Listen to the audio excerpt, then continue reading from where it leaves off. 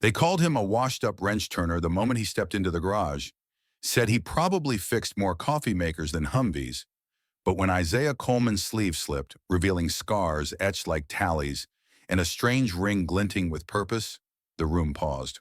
Those weren't just marks. They were proof of a past no one dared guess. He wasn't just a mechanic.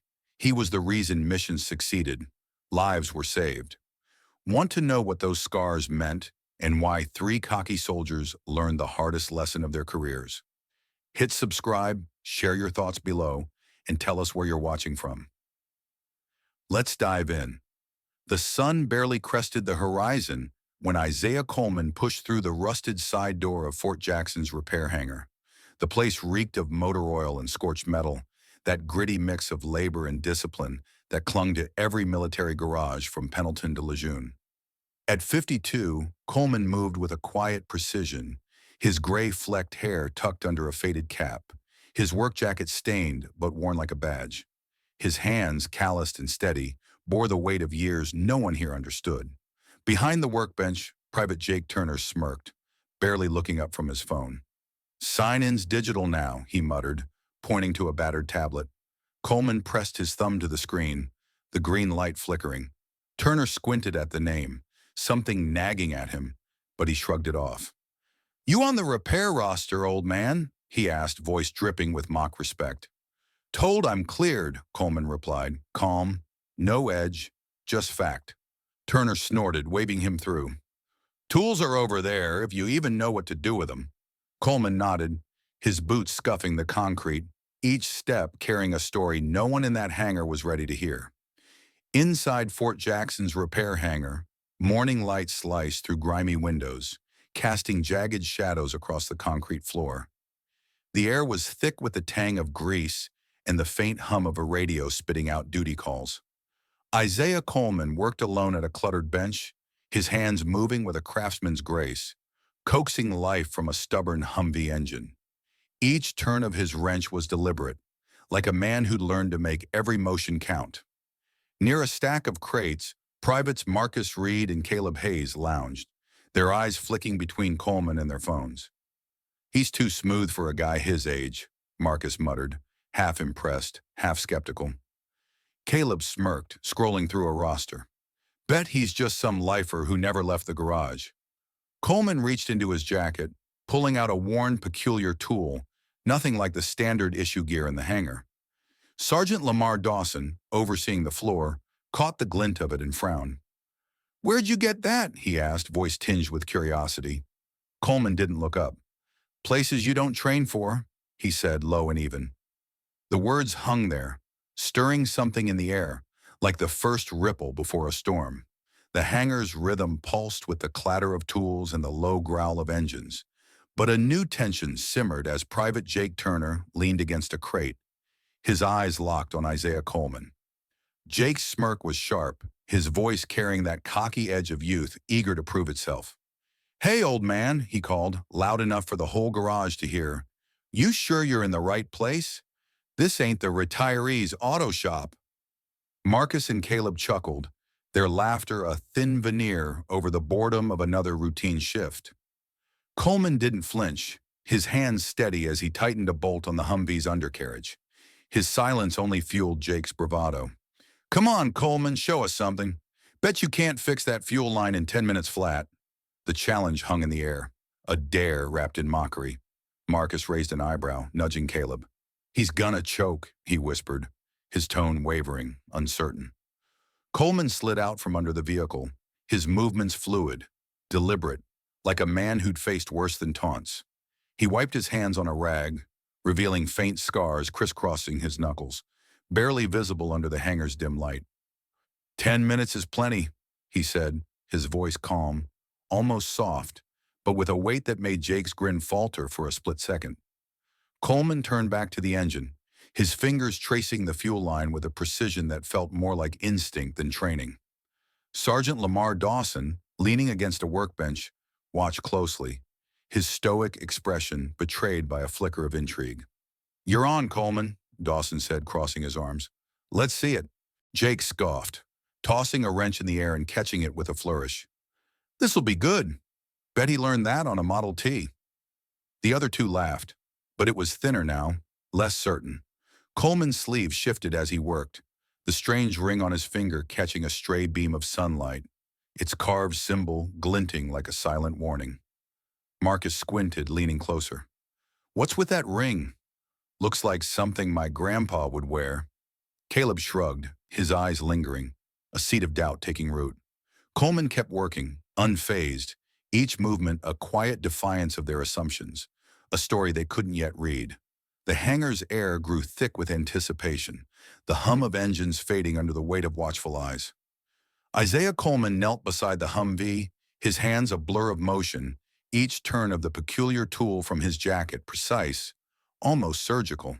The fuel line, a tangled mess of corroded metal, seemed to yield to his touch, as if it knew resistance was futile. Private Jake Turner stood nearby, arms crossed, his earlier smirk now a tight line, his confidence fraying with every second Coleman shaved off the clock. Marcus and Caleb exchanged glances, their casual banter replaced by a quiet unease. 8 minutes left, Sergeant Lamar Dawson called out, his voice steady but his eyes fixed on Coleman, sensing something beyond the ordinary. Coleman didn't look up, his focus absolute, scars on his knuckles catching the hangar's flickering light as he worked. The tool, oddly shaped, unmarked, unlike anything in the standard kit, moved with a rhythm that felt alive, like an extension of the man himself. Jake shifted, his bravado slipping. Just luck, he muttered, but the words lacked conviction. The Humvee's engine coughed, then purred smoothly, a sound that silenced the hangar. Coleman stood, wiping his hands, the ring on his finger glinting faintly. Done, he said, voice low, no trace of boast. The clock showed 2 minutes to spare. Marcus let out a low whistle, breaking the stunned quiet. No way, he said half to himself. Caleb stared, his phone forgotten, the screen still open to a vague article about some classified Black Echoes project. Jake's jaw tightened, his challenge now a mirror reflecting his own misjudgment. Dawson stepped forward, inspecting the fuel line, his nod slow, deliberate. Clean work, Coleman. Cleaner than most. The praise hung there, simple but heavy, like a truth no one could argue with. Coleman just nodded back, slipping the tool into his jacket. Its purpose still a mystery. The hangar's atmosphere shifted, the weight of Coleman's skills settling over the group like dust after a storm. Jake's eyes darted to the scars, then the ring, questions forming but unspoken. Something about the man's quiet efficiency felt larger than the moment, a story etched in metal and flesh, waiting to be told. The hangar's usual rhythm shattered as a sharp hiss erupted from a Humvee parked in the corner, black smoke curling from its hood like a warning. The stench of burning wiring cut through the grease-soaked air, and Private Jake Turner's voice rose above the chaos. We're done for if that thing doesn't run by noon, he barked, shoving past a crate, his earlier bravado now tinged with panic. Marcus and Caleb scrambled, tossing tools with more noise than purpose, their faces tight with the weight of an impending deadline. Sergeant Lamar Dawson shouted orders, his calm fraying as the crew fumbled. Get it under control, he growled, but the team's efforts only fueled the disorder. Isaiah Coleman stood back, his eyes scanning the smoking engine with a stillness that felt out of place. Jake spun on him, desperation sharpening his tone. What, you just gonna stand there, old man? Step aside if you can't handle this. Coleman met his gaze, unflinching, his voice low but steady. Let me take a look. He stepped forward, pulling that strange tool from his jacket again, its worn edges catching the light. Dawson hesitated, then nodded. Do it, Coleman. The crew fell silent, watching as Coleman knelt by the Humvee. His scarred hands moved with quiet precision, tracing wires and dismantling components with an ease that bordered on unnatural. The ring on his finger glinted, its odd symbol a fleeting mystery under the hangar's dim bulbs. Marcus whispered to Caleb, Where'd he learn this? That's no standard training. Caleb shook his head, his eyes glued to Coleman's hands, the scars now stark against his skin, each one a silent story of survival. Jake hovered, his earlier taunts forgotten, replaced by a grudging curiosity. Coleman worked fast, rerouting a burned circuit with a makeshift fix no manual would endorse. The smoke thinned, the engine's hiss fading to a low hum. Dawson's shoulders relaxed slightly, but his eyes stayed on Coleman, searching for answers. The crew's frantic energy settled into something else. Respect, maybe, or the dawning realization that they'd misread the man entirely. Coleman stood wiping his hands, his face unreadable. "Should hold till you get a proper replacement," he said, his tone as plain as if he'd fixed a leaky faucet. But the weight of his skill hung heavy, a challenge to every assumption they'd made. The hangar's air crackled with tension, the acrid scent of scorched wiring still lingering as the Humvee's engine idled. Its low hum a fragile promise of stability. Private Jake Turner's face was a mask of disbelief, his arms crossed tight, as if to hold on to the last scraps of his earlier swagger. Marcus and Caleb stood frozen, their tools idle, their eyes locked on Isaiah Coleman, who wiped his hands on a rag with the same unhurried calm he'd carried all morning. The clock above the workbench ticked toward noon, each second a hammer on the crew's nerves. Sergeant Lamar Dawson paced, his boots scuffing the concrete, his voice sharp. "If this rig fails the test run, we're grounded. Coleman, you sure it's ready?" Coleman nodded, his face impassive, the ring on his finger catching a stray beam of sunlight, its carved symbol a quiet enigma. Jake scoffed, his voice loud but brittle. "No way this holds. You got lucky once, old man." The words were meant to sting, but they fell flat, swallowed by the weight of what everyone had just seen. Coleman didn't respond, just walked to the Humvee and popped the hood again, checking his work with a precision that silenced the room. His scarred hands moved like they knew the machine's soul, each adjustment rewiring a burned circuit with a hand-soldered patch, a testament to years no one here could fathom. Marcus leaned toward Caleb, his voice a hushed mix of awe and doubt. "He's using tricks I've never seen. Genius or bluff?" Caleb shook his head, his eyes darting to the scars, then the ring. "That's no bluff," he muttered. Dawson signaled for the test run, and the crew held their breath as Coleman climbed into the driver's seat. The engine roared to life, steady and strong, no trace of the earlier smoke or stutter. The Humvee rolled forward, smooth as it was meant to be, and the hangar erupted in scattered cheers. Jake's jaw clenched, his earlier challenge now a weight he couldn't shake. Coleman stepped out, his expression unchanged, no hint of triumph, just the quiet certainty of a man who'd done his job. Dawson inspected the vehicle, his nod slow, almost reverent. "Not just fixed," he said, voice low. "Better than new." The crew's chatter died as the realization hit. This wasn't luck. Coleman's skill was something else, forged in places they'd never been. Jake's eyes flicked to the scars again, his earlier mockery a faint echo.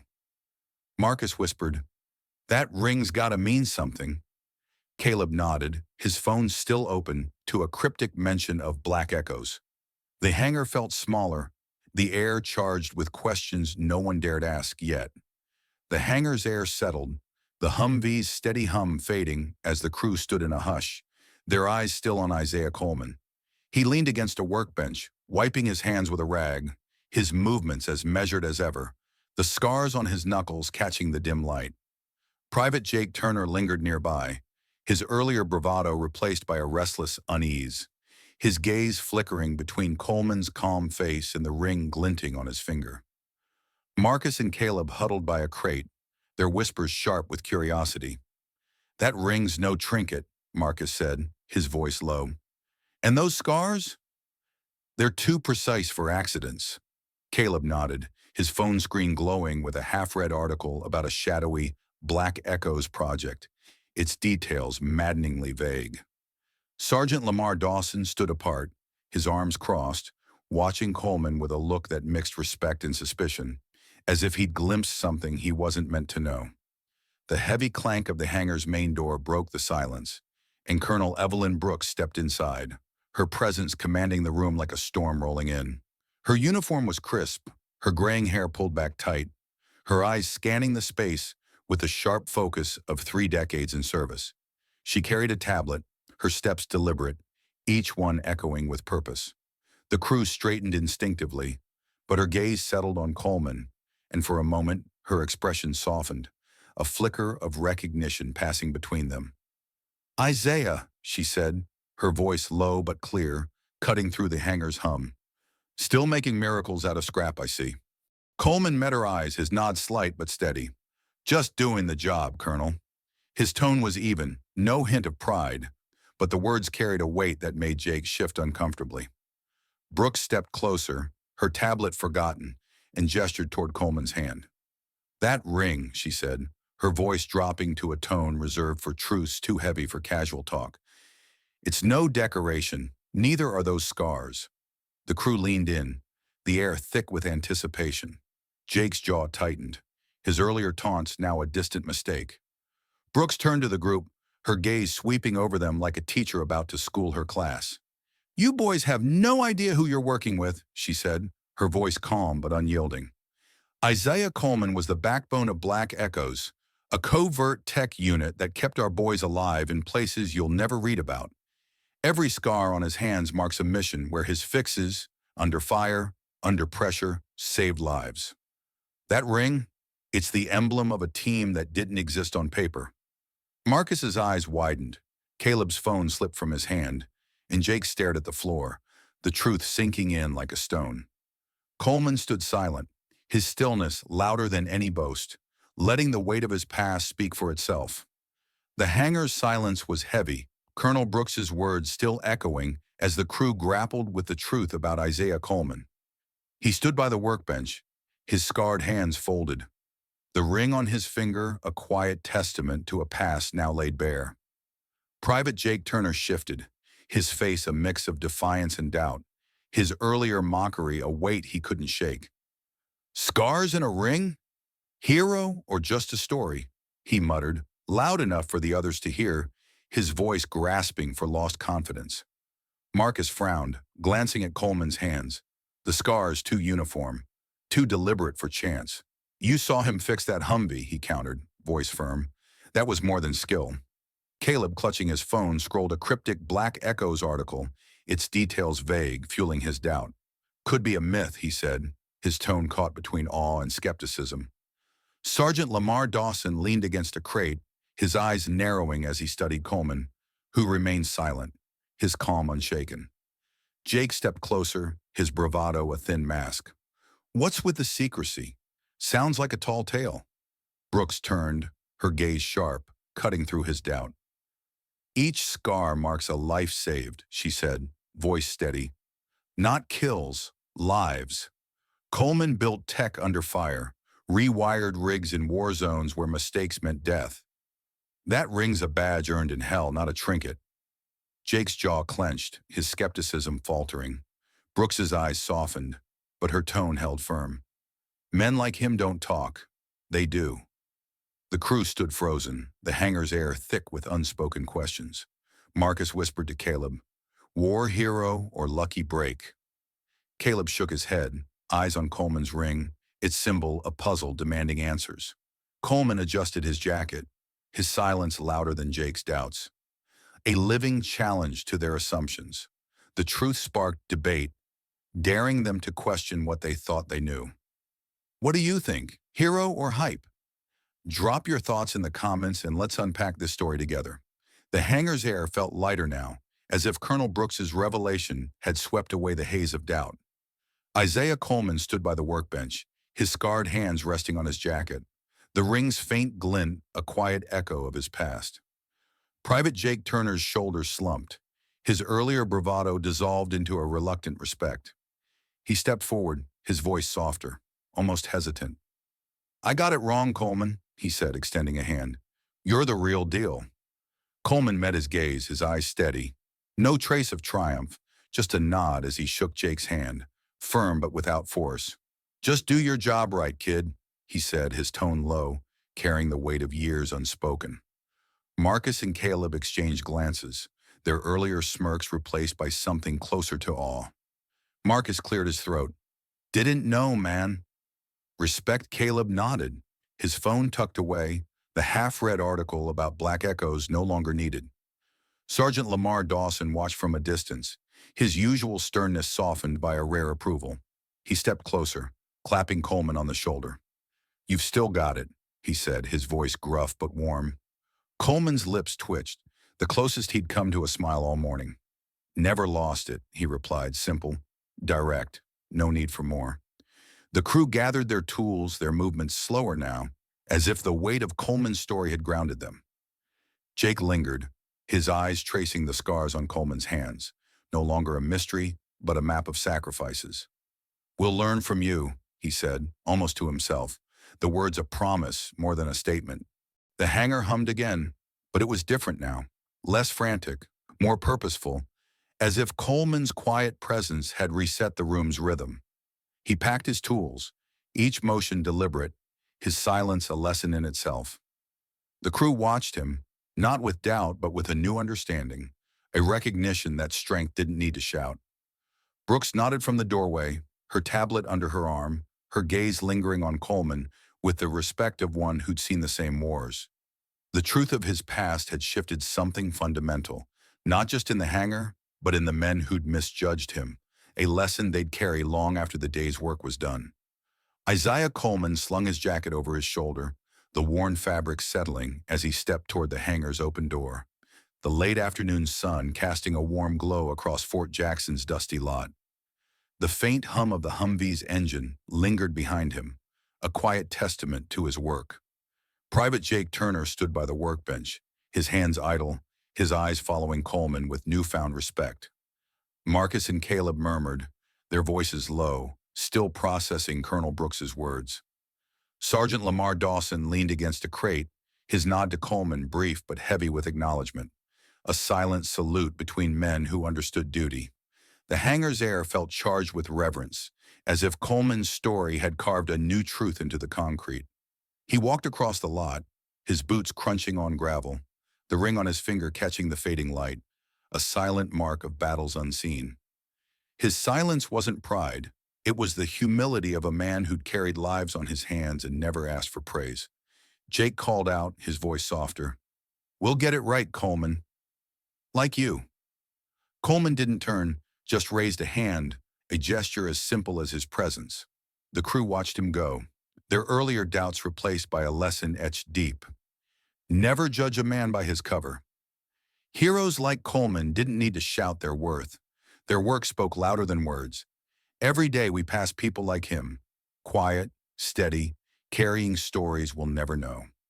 What if that mechanic fixing your car, that neighbor mowing their lawn, has scars you can't see? Who have you misjudged only to be proven wrong? Share your stories in the comments, hit that like button if this moved you, and subscribe to Black Echoes for more tales of unsung heroes. Pass this on to someone who needs to hear it. More stories await. Check our playlist and join us tomorrow to uncover the strength hiding in plain sight.